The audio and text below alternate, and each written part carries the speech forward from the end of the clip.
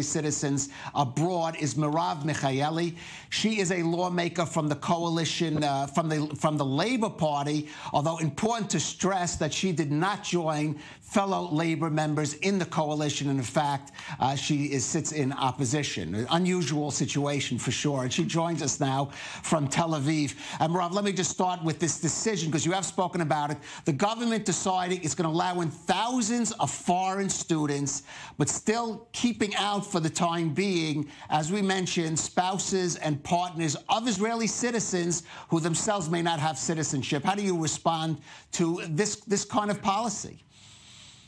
Well, first of all, we've been waging this fight for, I think, maybe 5 or 6 weeks already, because we started getting all these requests from many Israelis for help, just to help them. And we've been reaching out to the domestic affairs ministry and demanding from them to allow those people to have their families, their spouses, sometimes their children, to let them enter the country. And the good news, actually, is that following this big drama that came out when we realized that at the same time, when they are preventing from Israelis their basic right to be with their families, they are allowing non-citizens to come in for there's studies, but the majority of them are yeshiva boys. We really came out very loudly against that. And the good news is that today, the Interior Affairs Ministry came out with this new regulation that allows most of the spouses and the children to come in. There still is a small sector that we need to make them let in, but there's a big change, thankfully. So this is a fight that we've managed to, largely speaking, win. But the fact that we even had to go through this torture of Israelis whom only sinned by either not being properly married according to the state of Israel, or being spouses of non-Jews who live abroad, this in itself is really severe and should never have happened to begin with. Can I just briefly ask you, what kind of timeline are we talking about when those partners, those foreign partners and spouses would be allowed to come in? So the regulations only came out today, and obviously these people would have to submit whatever demands they are supposed to submit to whatever consulate or to the Israeli authorities here.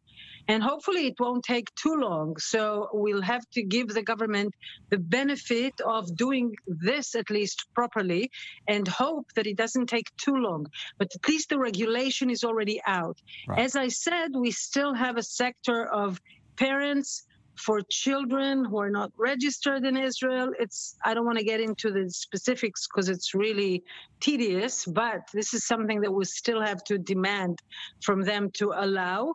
But hopefully the majority of those who are so outrageously kept away from their families are now able to start the process of coming and joining with their families. Right. And Merav, we have about 30 seconds left, but I do have to ask you, with talk of new elections coming, what do you have to say to your former, well, you're still current, your other Labor members that chose to join a coalition that is on pretty shaky ground right now? I say to them what I've said from the beginning. Labor has no business in this very, very bad government. They should be out of there yesterday.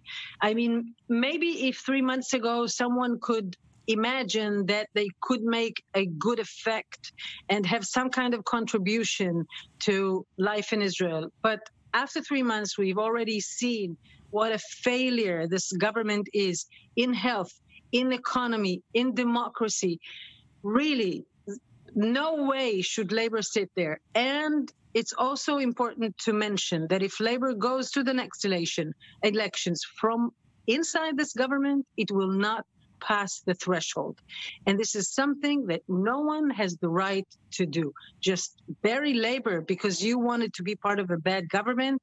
No way. All right. Well, the words of warning there from still Labor member, though not member of the government, Merav Michaeli. Thank you for that. We'll have more on